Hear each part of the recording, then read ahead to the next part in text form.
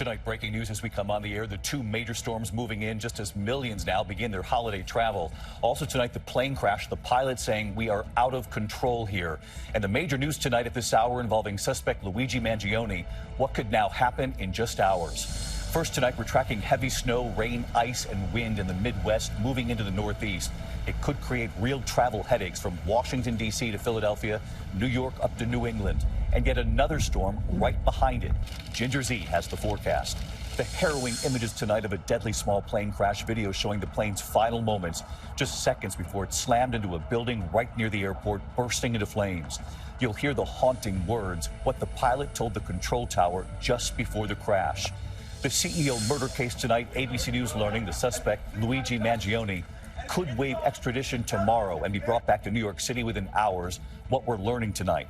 This evening, Elon Musk's power play now threatening Republicans to vote against the spending bill to keep the government running, saying anyone who votes for the bill to keep the government open, quote, deserves to be voted out in 2 years. Tonight, the Dow plunging more than 1,000 points, marking a 10-day losing streak, the longest losing streak in decades. So what's behind this?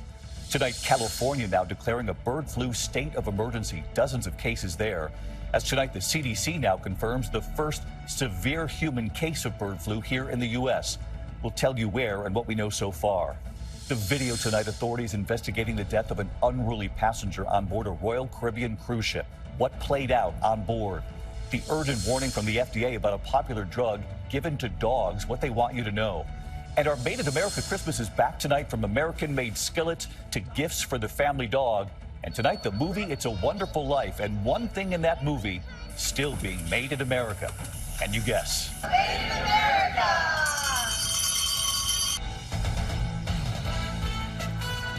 From ABC News World Headquarters in New York, this is World News Tonight with David Muir. Good evening, and it's great to have you with us on a very busy Wednesday night here. We begin tonight with a number of storms we're tracking at this hour, just as millions begin their holiday travel. Because of when Christmas falls this year, the FAA says tomorrow we'll see the most flights in the air this holiday season, passengers and cargo planes, in time for the holiday. And tonight, look at this, back-to-back storms heading to the northeast. One storm stretching from the south all the way up to Maine. Heavy rain along I-95 for Philadelphia, New York, right up to Boston. Turning to snow inland in Pennsylvania, New York, and parts of New England. Snow already falling tonight in northwest Pennsylvania, beginning to pile up in downtown Meadville. Of course, it's right outside Erie. Low visibility and treacherous driving on roads, including Interstate 79 in Pennsylvania. And then a second storm right now across the upper Midwest, heading right into the Northeast after this. So let's go right to Chief Meteorologist Ginger Z with us live tonight, tracking both storms. And tonight, she has the first look at the Christmas Day outlook. So, okay, Ginger, a lot to get through. Where are the storms tonight? Certainly, David, good evening to you. Let's start with the one that's over us right now. It is raining, and yes, we desperately need rain in a severe drought for New York City. Philadelphia certainly needs it, but all that heavy rain going to make travel tonight, especially on the roads, tough. I-95 all the way up through Connecticut to Boston. You're going to be dealing with that heavy rain, but it's the Poconos and the Catskills, the Green and White Mountains, where the snowy part of this system is. Everybody's free of it by early tomorrow morning, and that's good news for the air travel for the Northeast. However, there is another storm we're tracking, that one already making its way into the northern plains. Minneapolis is nearly a foot below average for snow already this season. They're going to be getting 3 to 6 inches. A winter storm warning slides right into Green Bay, where you could also have issues. The north side of Chicago, Grand Rapids, Michigan, my hometown. Watch that one as it expands and becomes snow for a lot of folks in Pennsylvania, West Virginia, and then up into upstate New York. For Friday night here in the city, I think we could have a wintry mix. We could also see that rain-snow mix all the way up along the coast in the Cape. Behind it, my goodness, does it get cold. We're talking wind chills in the single digits for New York City. End of the weekend, start of the week. That's a 9 and an 8 you see there, David. And then we will see some warming. After Christmas Day itself, between then and New Year's, it's looking much above average for almost the entire nation. Yeah, it looks that way. Lot to get through before we get there. Ginger Z with us tonight. Ginger, thanks. Yeah. Now to the other news and the harrowing images of a deadly small plane crash. Now the video showing the plane's final moments, seconds before it slammed into a building near the airport, bursting into flames. And the haunting words, what the pilot told the control tower just before the crash. These are the images, the crash in Hawaii, captured on dash cam video, banking sharply to the left there, careening out of control, then crashing into a fireball. One of the pilots of the single-engine Cessna telling the control tower, "We are out of control here." Here's Gio Benitez. Tonight, crews digging through the rubble as the FAA and the NTSB investigate how the single-engine Cessna, seen here making a hard left turn, crashed into an abandoned building moments after takeoff. Air traffic control capturing the final words from a pilot aboard the Kamaka Air cargo plane on a training mission, scrambling to find a place to land in Hawaii. Kamaka 689, you're turning right? Kamaka 689, we are out of control here. Okay, Kamaka 689. Okay, if you can level it off, that's fine. Any runway, any place you can do. Dashcam video showing the plane making a rapid descent before the crash, bursting into a ball of flames just outside Honolulu Airport. The airplane almost on a 90-degree bank, which is almost unrecoverable at that point, could be a result of something going wrong physically with the airplane's flight controls, or it could have been because the aircraft got too slow. That plane had 8 flights Tuesday before taking off around 3:15 p.m. Both people on board died in the crash. Tonight, we're learning their 22-year-old Hiram Defries training for his pilot's license, and Preston Kaluuya. And David, officials tonight are praising those 2 pilots for avoiding crowded areas, saying that this could have been so much worse. Incredibly, no one on the ground was injured. David. Gio Benitez with us. Gio, thank you. There's also breaking news tonight involving the suspect in the CEO murder case. A source close to suspect Luigi Mangione now saying he's expected to waive extradition and within hours could be back in New York. Here's Aaron Katersky. Tonight, a source close to accused killer Luigi Mangione says he's expected to waive extradition, clearing the way for his move to New York City as early as tomorrow to face charges for the targeted murder of United Healthcare chief Brian Thompson. I'm ready to bring him back here and to make sure that justice is served to someone who had the audacity to gun down any New Yorker. I don't care what their title is. Mangione has been at a Pennsylvania prison since his arrest last week. He's due to appear before a judge in the morning and within hours could be brought to New York, booked and arraigned on a charge of murder in furtherance of terrorism. This was a killing that was intended to evoke terror. It also unleashed anger at insurance companies and displays of admiration for the alleged killer, something the NYPD called vile. Social media has erupted with praise for this cowardly attack.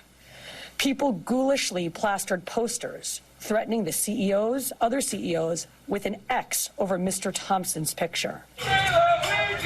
Outside a gathering of CEOs last night, just steps from the crime scene, protesters called for more violence, invoking the same words found written on the gunman's shell casings. Once Mangione returns to a court here, David, he is going to have to enter a plea to the 11-count indictment, and then in all likelihood, a judge would order him held without bail in New York City's jail complex on Rikers Island. David? This could all be fast-moving tomorrow, Aaron. Thank you. We should note Aaron is part of the reporting team that tomorrow night we'll have a 2020 special right here, Manhunt Luigi Mangione and the CEO murder. It's a special edition of 2020, tomorrow night, 10 p.m. Eastern. We're going to take you inside the case, new details, new reporting, tomorrow night right here on ABC. We continue tonight into the Hill, the showdown brewing over a looming government shutdown right before Christmas. And now Elon Musk with a power play of sorts, now threatening members of Congress himself, saying anyone who votes for this new bipartisan spending bill that would keep the government open, quote, deserves to be voted out in 2 years. Tonight, President-elect Trump now weighing in, and here's Mary Bruce. Tonight, after a relentless pressure campaign from billionaire Elon Musk, Washington is now barreling towards a possible government shutdown just days before Christmas. Musk calling a shutdown infinitely better than passing a horrible bill, threatening that any lawmaker who supports it deserves to be voted out. The bipartisan deal that would keep the government up and running for 3 months was brokered by Republican House Speaker Mike Johnson. We got to get this done because here's the key. By doing this, we are clearing the decks and we are setting up for Trump to come in roaring back with the America First agenda. But this morning, Musk, who President-elect Donald Trump has tapped to lead a new Department on Government Efficiency, posting on X, this spending bill is a crime. The bill would fund the government through mid-March. Among other things, it includes $100 billion in disaster relief and billions more in assistance for farmers. But Musk says it's also bloated with wasteful spending. Republican leaders today caught off guard by Musk's pressure play. There will be a lot of hard votes in the next couple of years, and it's not always going to be the case that the outside world, the social media audience, is going to be weighing in. If Congress doesn't pass the bill by Saturday and the government shuts down, millions of federal workers could head into the holidays without paychecks. Some will be furloughed, others asked to work without pay. That includes some members of the military and other critical government workers like TSA agents and air traffic controllers, just as the holiday travel craze begins. Late today, Trump finally weighing in, criticizing the bill without telling Republicans exactly what to do, urging them to get smart and tough. But Democrats tonight are blunt. House Republicans will now own any harm that is visited upon the American people that results from a government shutdown or worse. And David, another headline here tonight. The House Ethics Committee has quietly voted to release its report on former Congressman Matt Gaetz, Donald Trump's first pick to be Attorney General. They've been investigating him for sexual misconduct and illicit drug use. Gaetz saying in a statement in part, quote, "In my single days, I often sent funds to women I dated, even some I never dated, but who asked. I never had sexual contact with someone under 18. It's embarrassing, though not criminal, that I probably partied, womanized, drank, and smoked more than I should have earlier in life. I live a different life now." David. Mary Bruce live up on the Hill tonight. Mary, thank you. I'm sure lawmakers on the Hill also saw what happened with the economy today. The Dow closing down more than 1,000 points tonight, a 10-day losing streak. It comes as the Federal Reserve cut interest rates today, another quarter percentage point. The Fed chief Jerome Powell saying only a couple more cuts coming. The Dow closing down for the 10th straight day for the first time since 1974, a streak that long, after setting 48 record highs this year. Let's get right to our chief economics correspondent, Rebecca Jarvis, with us live tonight. And Rebecca, what's driving this? David, it was the message delivered today from Fed Chair Powell. There will be fewer interest rate cuts next year than anticipated. That means borrowing costs, everything from a new mortgage to a car loan to your credit cards, will stay higher for longer, and that is what drove stocks plunging 1,100 points for the Dow, the longest losing streak, as you said, since 1974 when Ford was president. The Fed acknowledging today that getting inflation lower, back to what we would consider normal, has been tricky. It will take longer. The one piece of decent news today is that the cut means your credit card bill will be a little bit lower next year, although it will be just a little bit. David? All right, Rebecca Jarvis following the markets for us. Rebecca, thanks as always. We turn tonight to the growing concern over bird flu right here in the U.S. Tonight, California, in fact, declaring a state of emergency now because of the sheer number of cases there. And tonight, the CDC now revealing the first case of severe bird flu in a human here in the U.S. ABC's Steve Osunsami at the CDC in Atlanta tonight. California's state of emergency tonight will give public health officials more resources and people to fight the bird flu virus that spread from animals to humans and made dozens of farm workers sick. This year alone, tens of millions of birds have been killed in America from exposure to the avian virus, and 61 people have already gotten sick, half of them in California. But tonight is the first time authorities are reporting that an American is seriously sick. They're only sharing that the sick patient, now hospitalized, lives in Louisiana, is over 65, had underlying medical conditions, and caught the virus from sick and dead birds in their backyard and not on a farm. What is striking here is that this is the first serious illness, one that required hospitalization. Most earlier cases were mild or asymptomatic. Currently, there is no human-to-human spread, and this is very important because the risk to the general public still is very low. Most of the human cases have come from the disease spreading to cows, chickens, and turkeys, and then to farm workers who worked with the sick animals. It's one of the reasons why the price of eggs is up more than 37% since last year. Scientists here at the CDC are warning Americans about handling dead animals, in particular birds and chickens, and they underline that the case that they're focusing on with the person who is seriously ill, that the contact happened at that person's home. David? Yeah, we got to watch this very closely in the weeks and months ahead. Steve, thank you. When we come back tonight, the images coming in from on board a cruise ship. Authorities investigating the death of an unruly American passenger. You're going to see the alarming video, what played out on board. Also, the new warning tonight about a drug often given to dogs and what they're saying about this. And our Made in America Christmas is back tonight. Here's the hint. Something from the movie It's a Wonderful Life, still being made in America. Can you guess? Tonight, authorities are investigating the death of an unruly passenger on board a Royal Caribbean cruise ship. The passenger dying while in detention while still on board. The navigator of the seas sailing from Los Angeles to Ensenada, Mexico. Authorities say the video shows Michael Virgil trying to kick down a door. He allegedly threatened passengers and crew, security restraining him. He later died. Tonight, the cause of death has not been released. Royal Caribbean now saying it is cooperating with authorities. When we come back here tonight, the new FDA warning about a popular drug given to dogs. Also, quite a discovery in a backyard outside New York City. They could not believe this. And our Made in America Christmas tonight, something from It's a Wonderful Life, still being made in America. To the Index, the FDA issuing an urgent warning tonight for vets and dog owners about a widely used painkiller given to help dogs with arthritis. The agency says the drug Librela could lead to dangerous side effects, including seizures, loss of muscle control, possibly death. The FDA reviewing more than 3,600 cases. Drug maker Zoetis insists the drug is safe. A remarkable find tonight in a backyard in Orange County, New York, outside New York City. A homeowner uncovering the prehistoric jaw of a mastodon while gardening. First, 2 teeth, then another 2 more, some bone fragments, and then the jaw. The mastodon has been extinct for about 13,000 years. When we come back here tonight, our Made in America Christmas with something you've seen in It's a Wonderful Life in a moment. Finally tonight, our Made in America Christmas, from skillets to gifts for the family dog to something you'll remember from It's a Wonderful Life. George Bailey might like this one.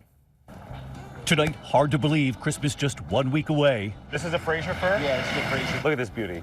This year, your ideas from California, Colorado, Florida, Georgia, Missouri, Minnesota, Montana, Oregon, Vermont, Virginia, New York, and New Jersey, where those firefighters, those 2 brothers, kicked it off. A little Made in America Christmas. 100%.